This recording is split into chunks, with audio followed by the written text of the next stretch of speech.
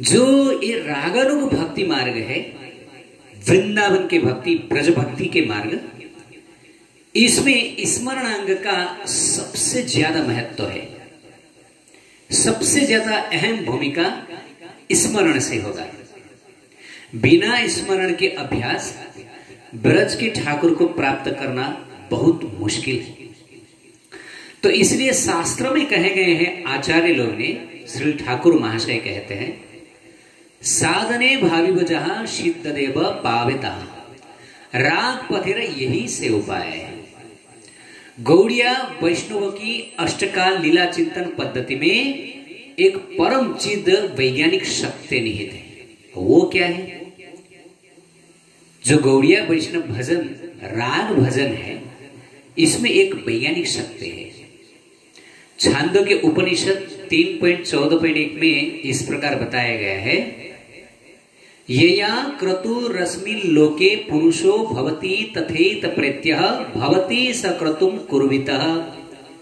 अर्थात इस विश्व में जीव जिस भाव का आश्रय लेता है, यहां से गमन करके भी, अर्थात देह त्याग के पश्चात भी उसको उसी प्रकार का भाव प्राप्ति होता है, अर्थात उसी भाव में भावान्वित हो जाते हैं।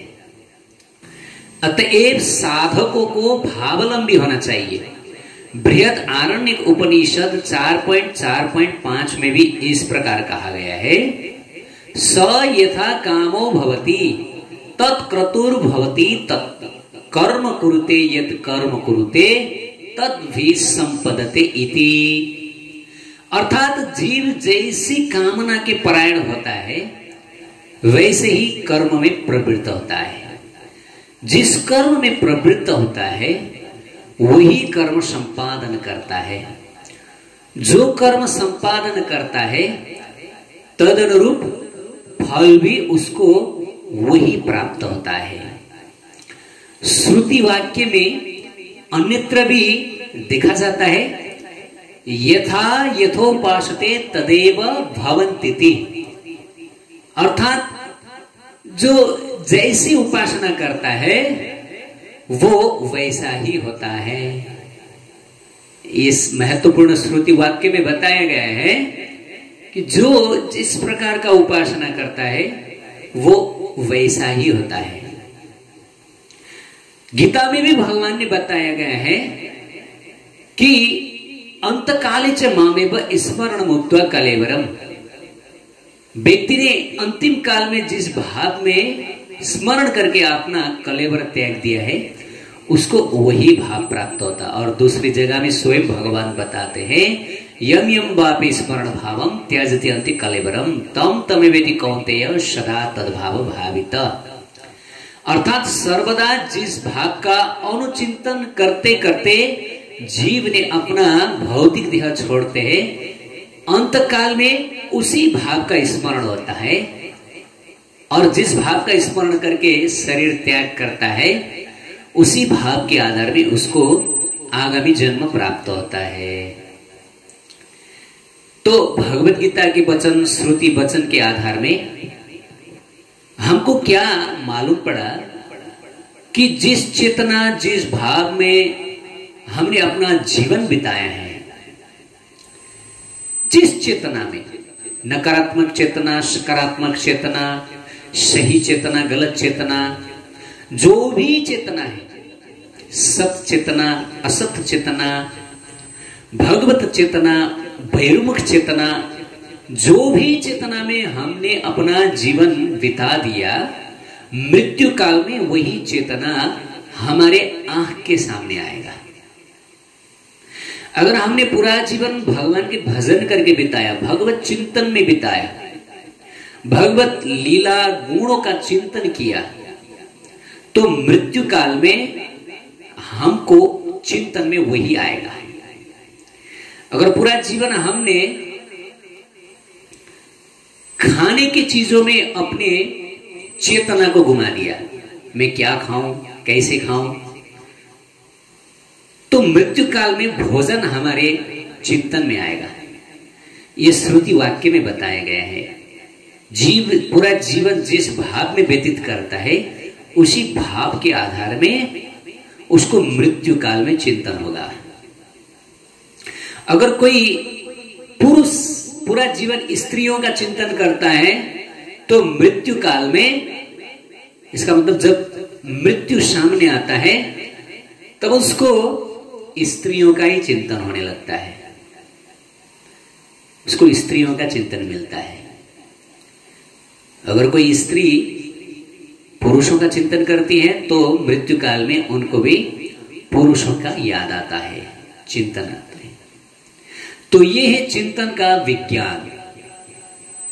अगर कोई व्यक्ति ने पूरा जीवन राधा कृष्ण अपने जो इष्ट है, अपने संप्रदाय के जो इष्ट है, भाव के आधार पे जो इष्ट है, कोई सीताराम को स्मरण कर सकते हैं पूरा जीवन, कोई लक्ष्मी नारायण के भाव में भक्ति करते हैं, तो जो भी हो अपने श्रद्धा के हिसाब से।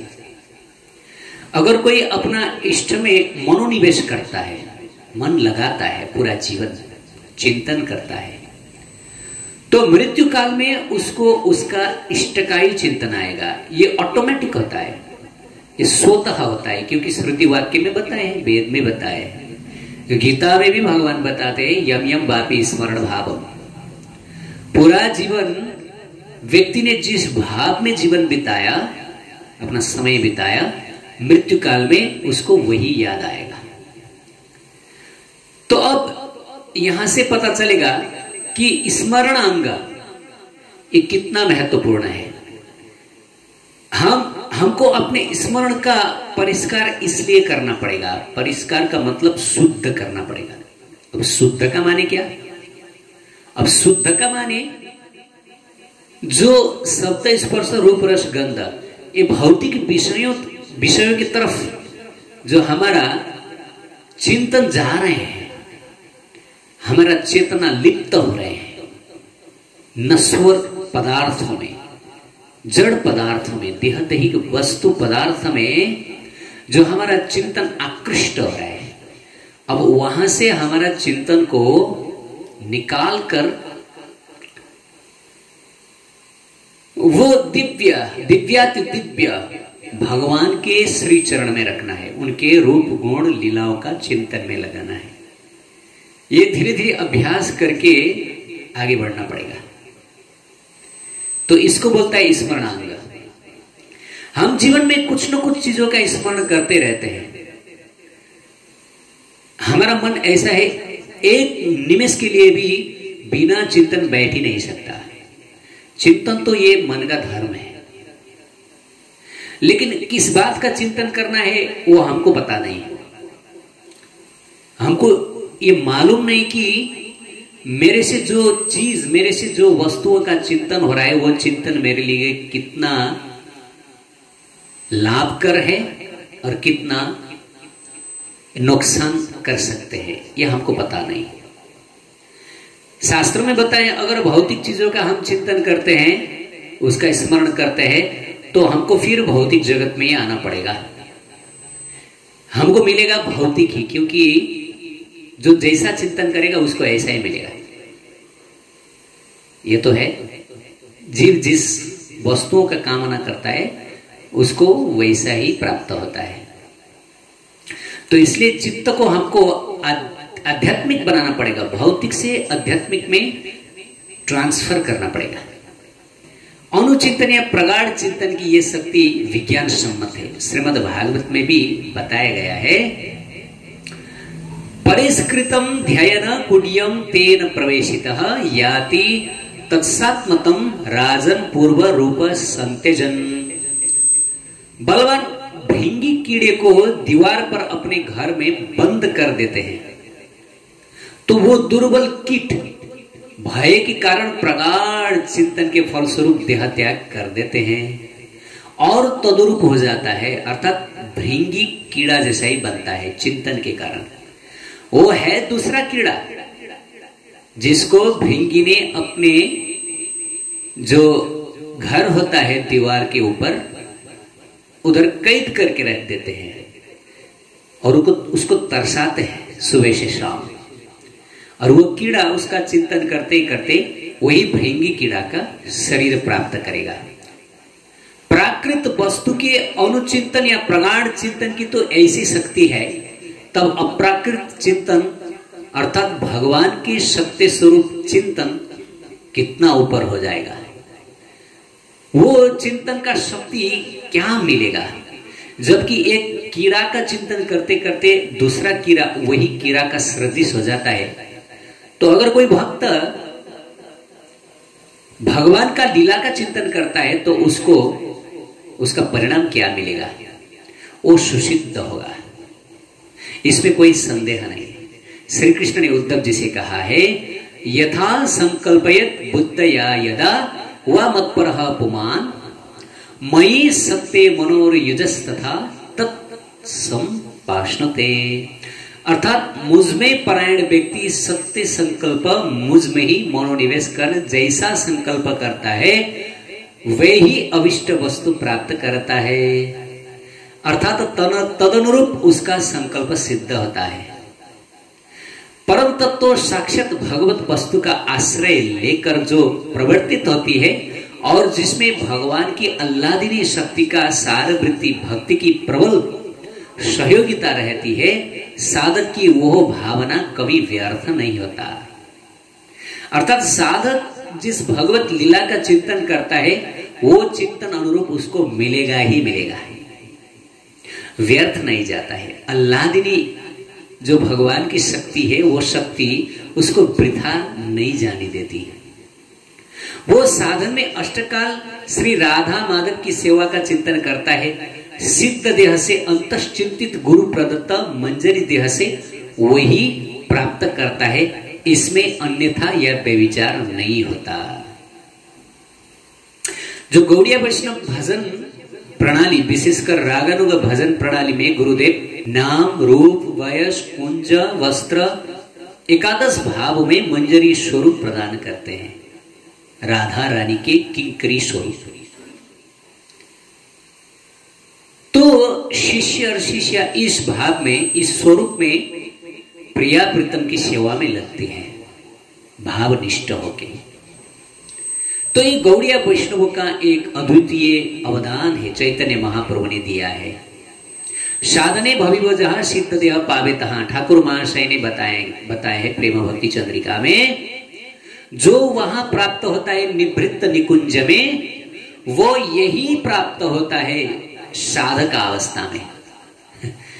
और जो साधक अवस्था में है, साधक जो करता है उसको वही प्राप्त होता है, इसमें कोई अंतर नहीं। अंतर इतना है, पक्को अपक्को मात्र से विचार, अर्थात एक अपक्को है, साधन अवस्था में अपक्को है, जैसा कि एक फल, वो फल एक अवस्था में अपक्को होता है, कच्चा होता है, लेकिन वही फल बाद में जाके पकता है, लेकिन जरूर पकता है।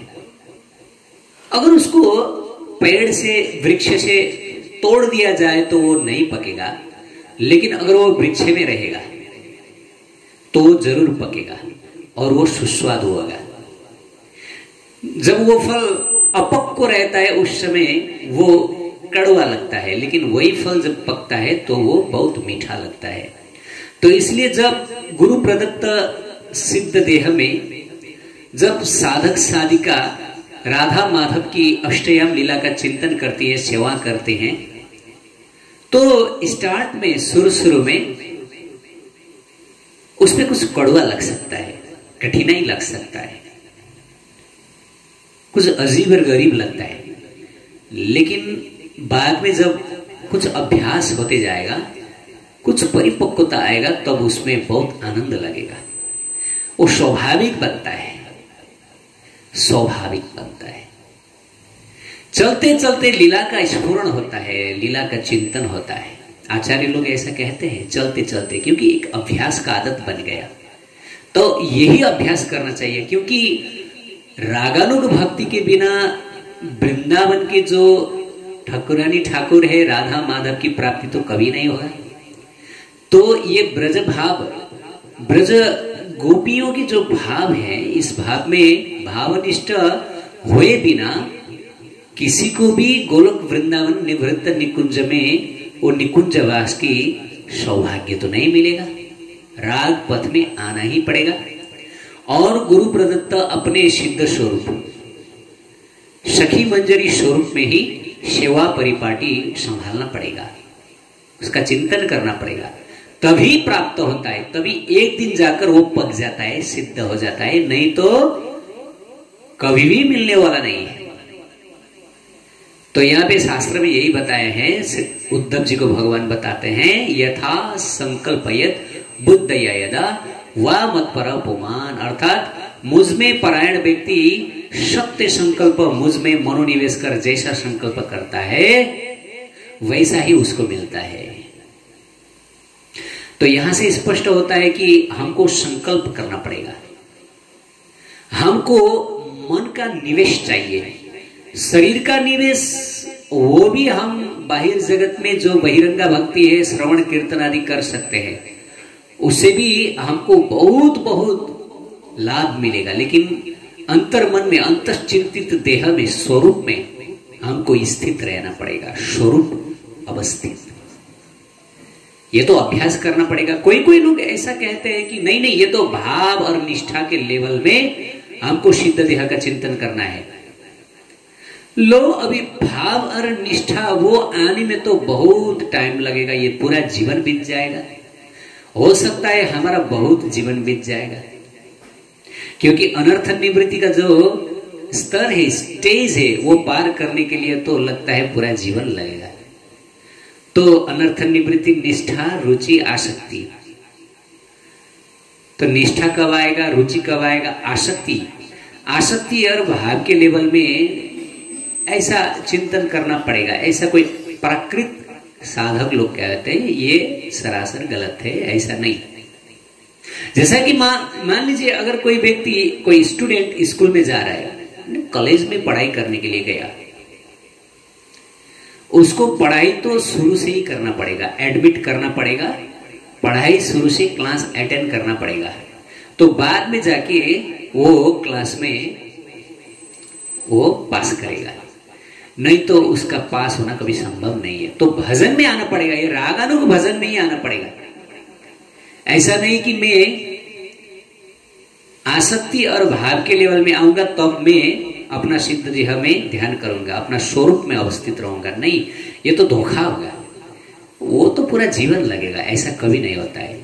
शुरू से ही अपने भाव में आविष्ट होना पड़ेगा और गुरु प्रदत्त जो स्वरूप है वो स्वरूप में लीला चिंतन में लगना पड़ेगा, तब एक दिन जाकर वो पक जाएगा। साधने भवि वो जहां सिद्ध देव पावेता। अभी वो कच्चा रहेगा, अभी वो परिपक्व नहीं, लेकिन बाद में practice makes man perfect. Gita में भी जो भगवान बताते हैं, अभ्यास योग युक्तेन चेतसा नान्य गामिना। अभ्यास करो, अभ्यास करो, अभ्यास करते करते करते करते एक दिन सफल बनेगा। तो ये रागानुग भक्ति भी एक अभ्यास का मार्ग है, लेकिन अगर अभ्यास ही नहीं करेंगे, रागानुग भजन में नहीं आएंगे, गुरु से मंत्र ग्रहण नहीं करेंगे, सिद्ध प्रणाली नहीं लेंगे, तो रागानुग भजन का मार्ग में ही आप नहीं आ रहे हैं। तो कब मिलेगा आपको सिद्धि, ये तो भगवान जाने, लेकिन यही है प्रक्रिया। जय जय श्री राधे।